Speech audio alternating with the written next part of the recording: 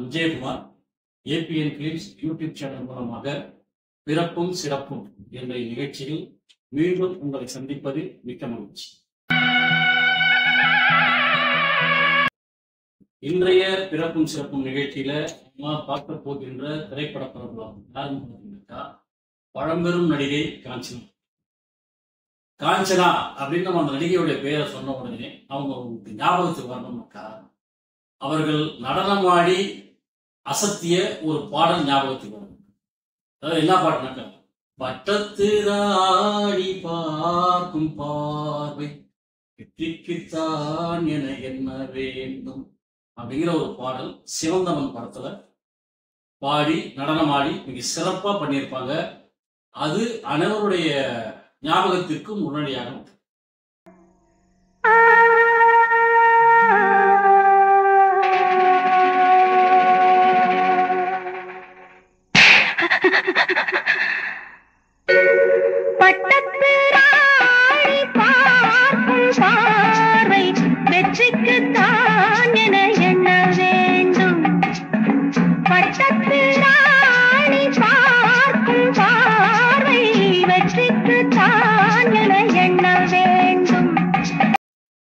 காஞ்சனா அவர்கள் ஆந்திராவில் பிரகாசம் மாவட்டத்திலே பிறந்தவர்கள்.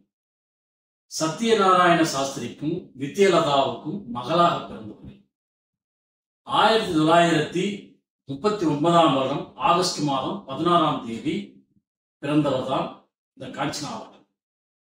இவங்க ஆரம்பத்திலிருந்து ஏதாவது ஒரு வகையில பெரிய லெவல்ல வளரணும், தான் ஒரு சிறந்த ஆட்களா வெளியில தெரியணும் அப்படின்னு சொல்லிட்டு ரொம்ப இது பண்ணாங்க.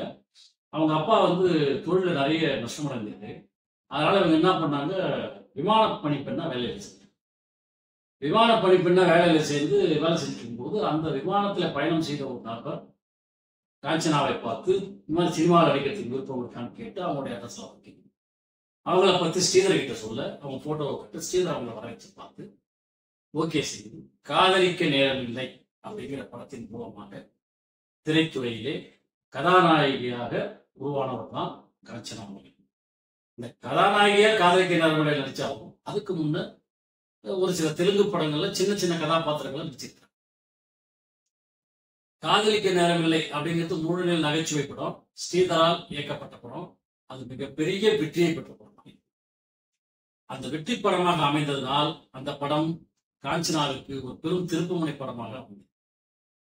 அதுக்கப்புறம் அவங்க ரவிச்சந்திரன் கூட சேர்ந்து அதே கண்கள் அப்படிங்கிற ஒரு படம் நடிச்சாங்க.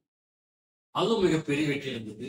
அப்புறம் உத்தரவின்றி உள்ளே வாங்குற ஒரு நகைச்சுவை, அதுவும் மிகப்பெரிய வெற்றியை கிடந்தது. அது மட்டும் இல்லாம எம்ஜிஆர் கூட பறக்கும் பாவை, நான் ஏன் பிறந்தேன் ஆகிய படங்கள்ல நடிச்சிருக்கிறாங்க. அதே மாதிரி சிவாஜி கணேசன் கூட சிவந்தமன் ஸ்ரீதர இயக்கத்திலே நடிச்சிருக்காங்க. அதுதான் இந்த பட்டத்து ராணி பாடம் மிக சிறப்பான முறையிலே அந்த படத்தை அமைஞ்சது. அமெரிக்காவில் போய் எடுத்த முதல் படம். இவங்க போய் நடிச்சுட்டு வந்து நடிகைகள்ல அமெரிக்கா போய் நடிச்சுட்டு வந்த நடிகை காஞ்சனா. இப்படி இவங்களுடைய படங்கள் அனைத்தும் மிக சிறப்பாக போற்றப்பட்டு மிக சிறப்பாக எடுத்திருக்காங்க. ஜெமினி கணேசன் கூட சாந்தி நிலையம் அப்படிங்கிற படம் நடிச்சாங்க. அந்த படமும் மிக வெற்றியை கண்டது, மிகப்பெரிய வெற்றியை கண்டது. தமிழ் திரையுலகிலே எம்ஜிஆர், சிவாஜி கணேசன், ரவிச்சந்திரன், முத்துராமன், ஜெமினி கணேசன், ஏவிஎம் ராஜன் போன்ற அனைத்து நடிகர்களுக்கும் இணையாக இவர் நடித்திருக்கிறார்.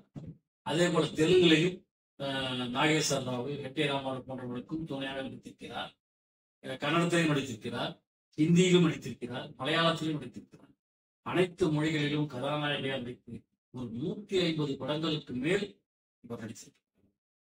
இப்படி தன் வாழ்க்கையில் சினிமா துறையில் மிக சிறப்பான ஒரு இடத்தை பிடித்து மிக கௌரவமாகவும் மிகவும் அற்புதமாக வாழ்ந்து கொண்டிருந்த காஞ்சனாவின் வாழ்க்கையிலே சில மாற்றங்கள் இருக்கு.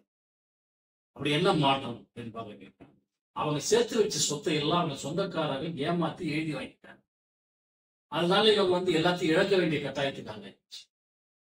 அதை தேடி உயர் நீதிமன்றம் சென்றாங்க. அவங்க நீதிமன்றத்துக்கு சென்றாங்க.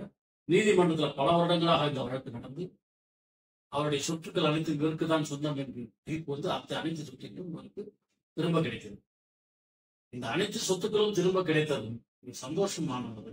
அனைத்திற்கும் காரணம் திருப்பதி வெங்கடாஜலபதி தான் என்பதை அவருடைய மனம் ஆழமாக பதிவு வைத்தது. ஆனால் அவங்க என்ன பண்ணீங்க, டி நகர்ல, சென்னை டி நகர் ஒரு 6 கிரவுண்ட் இடம், இன்னைக்கு அதனுடைய மதிப்பு 20 கோடியை தாண்டும்.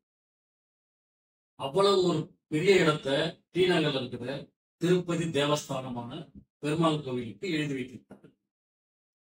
அது மட்டும் இல்லாம இவங்க நிறைய பேருக்கு நிறைய நன்மைகளையும் செய்திருக்கிறார், பரோபகாரியாகவும் வாழ்ந்திருக்கிறார். ஒரு நடிகையாக மட்டும் இல்லாமல் அடுத்தவர்களின் துயரங்களை தெரிந்து அவர்களுக்கு உதவும் ஒரு பரோபகாரியாகவும் காஞ்சனா அவர்கள் வாழ்ந்திருக்கிறார். அப்படிப்பட்ட ஒரு சிறந்த வாழ்க்கையை வாழ்ந்த காஞ்சனா அவர்களின் பிறந்த நாளான இந்த ஆகஸ்ட் 16ஆம் தேதியை பரோபகாரிகள் தினமாக கொண்டாடுவோம் என்று கூறி விடைபெறுகிறேன். நன்றி, வணக்கம்.